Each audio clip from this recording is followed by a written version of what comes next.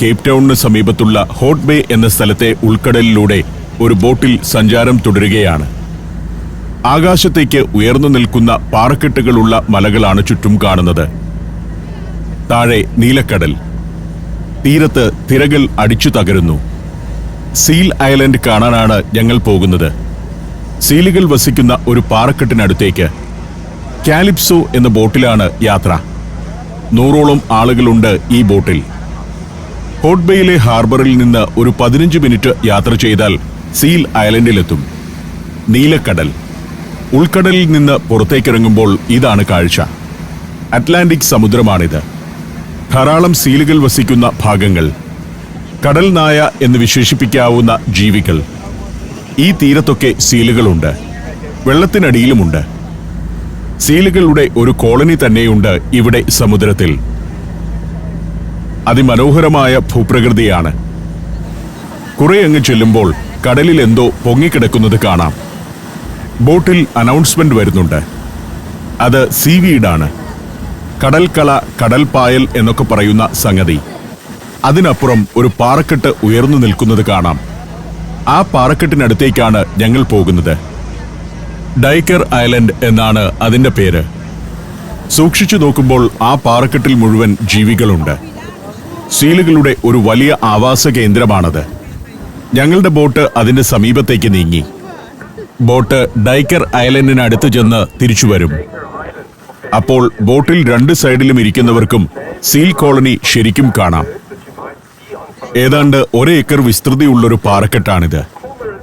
സീലുകളുടെ വലിയൊരു കോളനി ഇതിലുണ്ട്.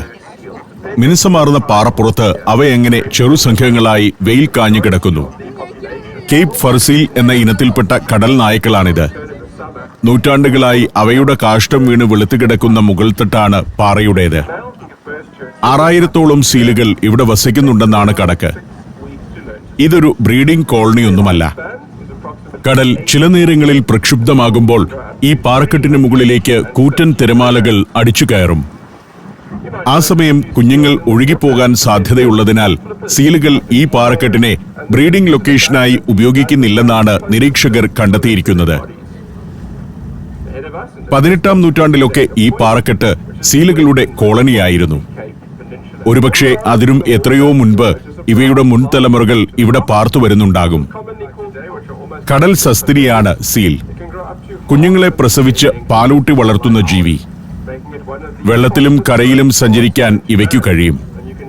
വെള്ളത്തിൽ തുഴയാൻ സഹായിക്കുന്ന ഫ്ലിപ്പറുകൾ കരയിലെത്തുമ്പോൾ ചലിക്കാൻ സഹായിക്കുന്ന പാദങ്ങളായി മാറുന്നു. 20ാം നൂറ്റാണ്ടിന്റെ പകുതി വരെയും മനുഷ്യൻ വേട്ടയാടിയിരുന്ന ജീവികളാണ് സീലുകൾ. ഇവയുടെ മാംസത്തിനും കൊഴുപ്പിനും തോലിനും വേണ്ടിയായിരുന്നു വേട്ട. എന്നാൽ ഇപ്പോൾ അന്താരാഷ്ട്ര തലത്തിൽ തന്നെ സംരക്ഷിത ജീവികളാണ് ഇവർ.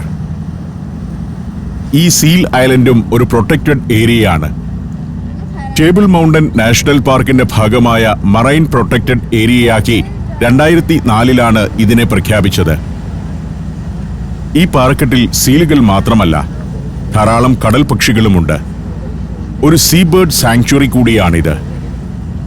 കോർമറന്റ് എന്നറിയപ്പെടുന്ന കടൽക്കാക്കകളും കെൽപ് ഗൾ പക്ഷികളും ഇവിടെ കൂട്ടമായി വസിക്കുന്നു. സീലുകൾ പല വിഭാഗങ്ങളുണ്ട്. അവയിൽ ഫർ സീൽ എന്ന വിഭാഗമാണ് ഈ ദ്വീപിലുള്ളത്. സീ വീടാണ് ഇവിടുത്തെ മറ്റൊരു കാഴ്ച. അതങ്ങനെ കുളവാഴ പോലെ വെള്ളത്തിൽ പൊങ്ങിക്കിടക്കുന്നു. കടൽക്കള, കടൽപ്പായൽ എന്നൊക്കെ പറയുമെങ്കിലും സീവീഡ് സസ്യഗണത്തിൽപ്പെടുന്നതല്ല. ഹരിതകം അടങ്ങിയിരിക്കുന്ന ആൽഗകളാണവ. ഭക്ഷ്യയോഗ്യമായതാണിത്. ഭക്ഷണത്തിന് രുചി കൂട്ടാൻ ചൈനക്കാർ പണ്ടുമുതലേ സീവീഡുകൾ ഉപയോഗിച്ചിരുന്നു. ഇപ്പോൾ ലോകവ്യാപകമായി തന്നെ സീവീഡ് കൊണ്ടുള്ള പല ഭക്ഷണ പദാർത്ഥങ്ങൾ ഉണ്ടാക്കുന്നുമുണ്ട്. ഒരു ഭീമൻ ക്ലിഫിന്റെ താഴ്വാരത്താണ് കടൽ തീരം. അവിടെ ഉരുളൻ പാറകൾ, തിരയടിച്ച് തേഞ്ഞു മിനുസപ്പെട്ട പാറകളാണ്. അവിടെയുമുണ്ട് ധാരാളം കടൽ പക്ഷികൾ. പര്യവേക്ഷകരും പക്ഷി നിരീക്ഷകരും സീലുകളുടെയും പക്ഷികളുടെയും ഒക്കെ സംരക്ഷണത്തിൽ ഏർപ്പെടുന്നവരും പ്രകൃതി സ്നേഹികളുമെല്ലാം ഇവിടേക്ക് വരുന്നുണ്ട്. ചെറിയ ഡിങ്കി ബോട്ടുകളിൽ വരുന്ന ടൂറിസ്റ്റുകളെയും കാണാം. സീൽ ഐലൻഡിനടുത്തു നിന്നും ഞങ്ങൾ മടക്കയാത്ര ആരംഭിച്ചു. അവിടെ ഒരു 10-20 മിനിറ്റ് നേരം നിന്ന് ഫോട്ടോ എടുക്കുകയും മറ്റും ചെയ്യാം. അത്രയേ ഉള്ളൂ. 1 മണിക്കൂറിൽ താഴെയുള്ള പരിപാടിയാണ് സീൽ ഐലൻഡ് സന്ദർശനം. ഈ വലിയ പർവ്വതം കഴിഞ്ഞാൽ പിന്നെ ഉള്ളിലേക്ക് കടൽ കയറി കിടക്കുകയാണ്.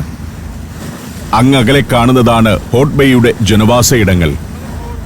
ആ മലഞ്ചെരിവുകളിലൊക്കെ വീടുകളുണ്ട്. പാറയുടെ ചെരിവുകളിൽ വന്യജീവി സംരക്ഷണത്തിനുള്ള ആളുകളുടേതാണെന്ന് തോന്നുന്നു ചില ഗാർഡ് ഹൗസുകളൊക്കെ കാണാം. പർവ്വത ചെരിവുകളിലൊക്കെ പുതിയ പുതിയ കെട്ടിടങ്ങൾ ഉയർന്നു വന്നിരിക്കുന്നു. എൻവയൺമെന്റ് പ്രൊട്ടക്ഷനുമായി ബന്ധപ്പെട്ട ഓഫീസുകളും മറ്റും അവിടെയുണ്ട്. സൗത്ത് ആഫ്രിക്കയുടെ department of forestry, fisheries and environment ആണ് ഇവിടുത്തെ പ്രകൃതി സംരക്ഷണത്തിന്റെ ചുമതലക്കാർ. സൂര്യപ്രകാശവും വെയിലുമുണ്ടെങ്കിലും സുഖകരമാണ് യാത്ര. ഞങ്ങൾ സഞ്ചരിക്കുന്ന കാലിപ്സോ എന്ന ഈ ബോട്ട് പണ്ട് മുതലേ ഇവിടെ സർവീസ് നടത്തുന്നതാണ്. 16 കൊല്ലം മുൻപ് ഞാൻ ഇവിടെ വന്നപ്പോഴും കാലിപ്സോ ബോട്ടിലാണ് സീൽ ഐലൻഡ് സന്ദർശിച്ചത്. എന്നാൽ ഇപ്പോൾ പുതിയ ബോട്ടുകളും സർവീസ് നടത്തുന്നുണ്ട്. അതിലും കാണാം നിരവധി ആളുകളെ. 2 ഡക്കുകളിലായിട്ട് ആളുകൾ അങ്ങനെ നിറഞ്ഞിരിക്കുന്നു. 100ഓളം ആളുകളുമായാണ് ഇത്തരം ബോട്ടുകൾ സർവീസ് നടത്തുന്നത്. ഇത് ഹോട്ട് ബേ ഹൈറ്റ്സ് എന്ന ഭാഗമാണ്. അവിടെ പുതിയ ജനവാസയിടങ്ങൾ വളർന്നുകൊണ്ടിരിക്കുന്നു. ഞങ്ങളുടെ ബോട്ട് ബ്രേക്ക് വാട്ടറിനകത്തേക്ക് കയറി. ഉൾക്കടലിൽ നിന്ന് ബ്രേക്ക് വാട്ടറിനകത്തേക്ക് കയറുമ്പോഴാണ് ഹോട്ട് ബേ ഹാർബറിലേക്ക് എത്തുന്നത്. ഹോട്ട് ബേ ഹാർബറിലേക്ക് ചെല്ലുമ്പോൾ അങ്ങകലെ മുകളിൽ ഒരു കാസിൽ കാണാം. ലിച്ചൻസ്റ്റൈൻ കാസിൽ എന്നാണ് അതിന്റെ പേര്. ജർമ്മൻ വംശജനായ south African businessman Rainier Fritz പണിത കാസിലാണത്. 1998 അതിന്റെ പണി പൂർത്തിയായത്. ബിസിനസ്സിലൂടെ ധാരാളം പണം കയ്യിൽ വന്നപ്പോൾ ഫ്രിറ്റ്സിന് തോന്നിയ ഒരു ഭ്രാന്തൻ ആശയമായിരുന്നു കാസിൽ നിർമ്മാണം. ഇപ്പോൾ അത് വൻതുകയ്ക്ക് വാടകയ്ക്ക് നൽകി വരികയാണ്. വേറെയും ബംഗ്ലാവുകൾ മലമുകളിൽ കാണാം. അവിടെയൊക്കെ എങ്ങനെ ആളുകൾ സ്ഥലം വാങ്ങി കെട്ടിടം പണിതു എന്നുള്ളത് അത്ഭുതമാണ്. ധാരാളം ബോട്ടുകൾ കിടക്കുന്നു ഈ ഹാർബറിൽ. ചാർട്ടർ ചെയ്യാവുന്ന യോട്ടുകളും ബോട്ടുകളുമൊക്കെയാണ്. 2 ദിവസത്തേക്കും 3 ദിവസത്തേക്കുമൊക്കെ വാടകയ്ക്കെടുത്ത് ഡ്രൈവറും മറ്റു ഫെസിലിറ്റികളുമൊക്കെയായി പുറംകടലിലേക്ക് പോകാം. ഹോട്ട് ബേ പരിസരത്തുള്ള സമ്പന്നരുടെ ബോട്ടുകളും ഇവിടെ പാർക്ക് ചെയ്യാനും കൊണ്ടുവന്നിടും. കേപ്പ് ടൗൺ പരിസരത്തെ മറീനകളിൽ പാർക്കിംഗ് ഫീസ് കൂടുതലായതുകൊണ്ടാണ് ഇവിടെ കൊണ്ടുവന്നിടുന്നത്. ഞങ്ങൾ തീരത്തേക്കടുക്കുമ്പോൾ അടുത്ത ട്രിപ്പിനുള്ള ആളുകൾ ചരടിനപ്പുറം ക്യൂ നിൽക്കുന്നുണ്ട്. ഓരോ സംഘവും ഒരു 45 മിനിറ്റ് കഴിയുമ്പോൾ തിരിച്ചെത്തും. ഉടനെ അടുത്ത ട്രിപ്പിനുള്ള ആളെ കയറ്റും. യാത്ര തുടങ്ങും. അങ്ങനെയാണ് പരിപാടി. തിരികെ ചെല്ലുമ്പോഴും സീലിനെ കൊണ്ട് അഭ്യാസം കാണിക്കുന്ന ആളുകൾ ഇവിടെയുണ്ട്. അതൊരു വരുമാന മാർഗമാണ്. മീൻ കഷ്ണങ്ങൾ ഇട്ടുകൊടുക്കും. അവനത് തിന്നും. അങ്ങോട്ടും ഇങ്ങോട്ടുമൊക്കെ നടക്കും. അവന്റെ കൂടെ നിന്ന് ഫോട്ടോ എടുക്കാം. സീൽ മാത്രമല്ല, കടൽ പക്ഷികളും തീറ്റയുടെ പങ്കുപറ്റാൻ വരുന്നുണ്ട്. ടൂറിസ്റ്റുകൾ സീലിന്റെ കൂടെ നിന്ന് ഫോട്ടോ എടുക്കുന്നതാണ് അതിന് തീറ്റ കൊടുക്കുന്നവന്റെ വരുമാന മാർഗം. തീറ്റയുടെ തുക മാത്രമാണ് അവന്റെ ഇൻവെസ്റ്റ്മെന്റ്. ഈ ഭാഗത്തും നിരവധി സുവനീർ കടകളുണ്ട്. അതിൽ ചിലത് സ്വാഭാവികമായിട്ടുള്ളതാണോ മനുഷ്യൻ ഉണ്ടാക്കിയെടുത്തതാണോ എന്ന് നമുക്ക് സംശയം തോന്നും. കടൽ ഒച്ചുകൾ, ചിപ്പികൾ എന്നിവയുടെ പുറന്തോടുകൊണ്ടുള്ള കൗതുക വസ്തുക്കൾ. പക്ഷേ ഇവിടെ വലിയ വിലയാണ് എല്ലാറ്റിനും. സംഘത്തിലുള്ളവരോട് ഗൈഡ് മുഹമ്മദ് പറഞ്ഞു, കുറഞ്ഞ വിലയ്ക്ക് ഇത്തരം സാധനങ്ങൾ കിട്ടുന്ന സ്ഥലമുണ്ടെന്ന്, അവിടേക്ക് പോകാമെന്നും. പാശ്ചാത്യർ വളരെ കൂടുതലായി എത്തുന്നൊരു സ്ഥലമാണ് കേപ്പ് ടൗണും പരിസരങ്ങളും. ആഫ്രിക്ക എക്സ്പീരിയൻസ് ചെയ്യാനെത്തുന്ന അവർ ശരിക്കും ഞെട്ടിപ്പോകും. ഒരു യൂറോപ്പ് തന്നെ ഇവിടെ പറിച്ചു നട്ടിരിക്കുന്നതാണല്ലോ ഇവിടെ കാണുക. യാത്ര തുടരേണ്ട സമയമായി. ഇനി Cape of Good Hope, Cape Point എന്നൊക്കെ പറയുന്ന സ്ഥലത്തേക്കാണ് പോകുന്നത്. Germany, Poland, Bosnia and Herzegovina, Kyrgyzstan. Sancharam volume number 19. Full HD-യിലുള്ള ഈ അപൂർവ ദൃശ്യയാത്രാ വിവരണ ശേഖരം സ്വന്തമാക്കാൻ സഞ്ചാരം എന്ന് SMS ചെയ്യൂ.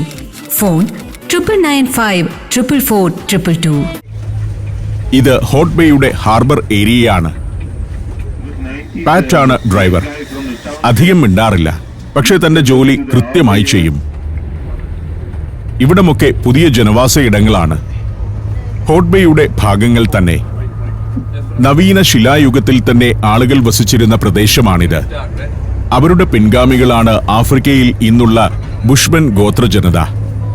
മരങ്ങൾ തിങ്ങി വളർന്നിരുന്ന ഒരു തീരപ്രദേശമായിരുന്നു പണ്ട് ഇവിടം. ആഫ്രിക്കാൻസ് ഭാഷയിൽ ഹോട്ട് ബായ് എന്ന് പറഞ്ഞാൽ മരങ്ങൾ നിറഞ്ഞ തീരമെന്നാണർത്ഥം. ഇംഗ്ലീഷുകാരാണ് ആ പേര് ഹോട്ട് ബേ എന്നാക്കിയത്. 1607 ഇതുവഴി കടന്നുപോയ ഒരു ഇംഗ്ലീഷ് കപ്പലിലെ ക്യാപ്റ്റനായ ജോൺ ചാപ്മാനാണ് ഈ പ്രദേശത്തെക്കുറിച്ച് ആദ്യ വിവരണം നൽകിയ യൂറോപ്യൻ. 17-ാം നൂറ്റാണ്ടിൽ തന്നെ ഇത് ഡച്ചുകാരുടെ കോളനിയുടെ ഭാഗമായി. പിന്നെ ഫ്രഞ്ചുകാരും വന്നു. അവർ ഹോട്ട് ബേയുടെ തീരഭാഗത്ത് 3 കോട്ടകൾ ഉണ്ടാക്കി.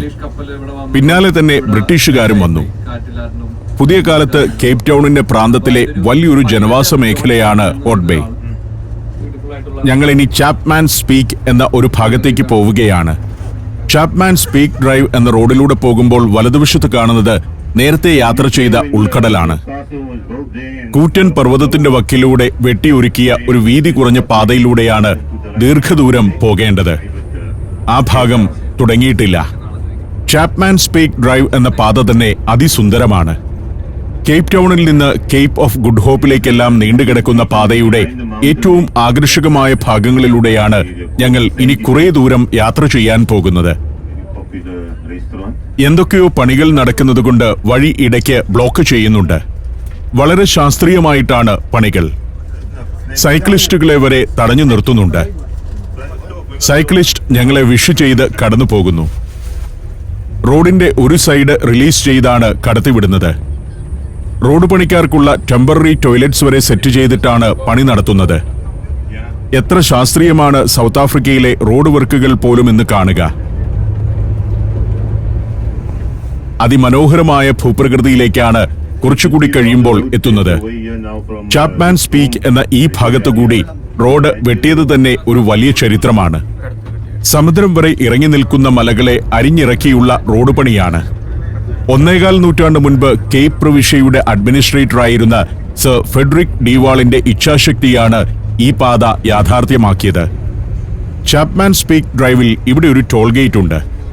1.5 നൂറ്റാണ്ടിനപ്പുറം പണിതതാണെങ്കിൽ കൂടി ഇപ്പോഴും ടോളുണ്ട്. പാത കാലാനുസൃതമായി നവീകരിക്കുന്നതിന് വലിയ ചെലവ് വരുന്നതുകൊണ്ടായിരിക്കണം.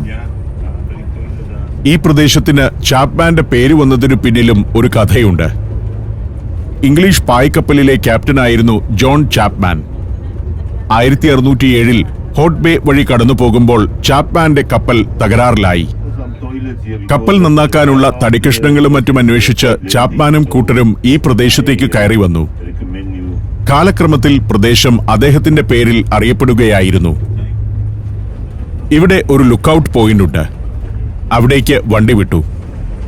അവിടെ ഇറങ്ങി ഒരു ഫോട്ടോയൊക്കെ എടുക്കാം. ഇങ്ങനെ കാണുമ്പോൾ മൂന്നാറിലെ തേയിലത്തോട്ടങ്ങളാണെന്ന് തോന്നും. അതിമനോഹരമായ കാഴ്ച. വെയിലും നിഴലും ഇടവിട്ട് വീണുകിടക്കുന്ന മലമടക്കുകൾ. മൂന്നാർ എടുത്ത് കടൽ തീരത്തേക്ക് വെച്ചാൽ എങ്ങനെയുണ്ടാകും? അതുപോലെയുണ്ട് ഈ കാഴ്ച. കടലിന്റെ നീല നിറം കൂടി ചേരുമ്പോൾ ഇവിടം കൂടുതൽ മനോഹരമാകുന്നു. ഞങ്ങൾ നേരത്തെ ബോട്ടിൽ സഞ്ചരിച്ച ഹോട്ട് ബേ ഉൾക്കടലാണ് ഈ കാണുന്നത്. അതിന്റെ അങ്ങേയറ്റത്തുകൂടിയൊക്കെയാണ് ബോട്ടിൽ പോയത്. മലകൾ ഇങ്ങനെ കടലിലേക്ക് വന്ന് ഇറങ്ങി നിൽക്കുന്നു. കടലും മലയും കൂടി ചേരുന്ന സ്ഥലങ്ങളൊക്കെ അതിമനോഹരമാണ്. ഇതാണ് ഹോട്ട് ബേ എന്ന ഉൾക്കടൽ. ഉൾക്കടലിന്റെ അങ്ങേയറ്റത്ത് കാണുന്നതാണ് ഹോട്ട് ബേ ഹാർബർ. നേരെ മുന്നിലുള്ള ആ പാറക്കെട്ടിനെ ചുറ്റിയാണ് അല്പം മുൻപ് ഞങ്ങൾ ഇവിടേക്ക് കടന്നു വന്നത്. ഹോട്ട് ബേ ഹൈറ്റ്സ് എന്ന ജനവാസ ഇടമാണ് മലഞ്ചെരുവിൽ വലതുവശത്ത്. അതിന് താഴെ കൂടിയാണ് സീൽ ഐലൻഡിലേക്കുള്ള യാത്രയിൽ ഞങ്ങൾ ബോട്ടിൽ യാത്ര ചെയ്തത്. തുടർന്ന് ബോട്ടിറങ്ങി കടൽ തീരം ചുറ്റി മല കയറി വളഞ്ഞുപുളഞ്ഞുള്ള പാതയിലൂടെ ഇവിടം വരെ എത്തുകയായിരുന്നു. താഴെ മനോഹരമായ ഒരു ബീച്ച്. ഈ മലയിലൂടെ ചാപ്മാൻ സ്പീക്ക് ഡ്രൈവ് എന്ന മലമ്പാത പോകുന്നുണ്ട്. സൂക്ഷിച്ചു നോക്കിയാൽ അത് കാണാം.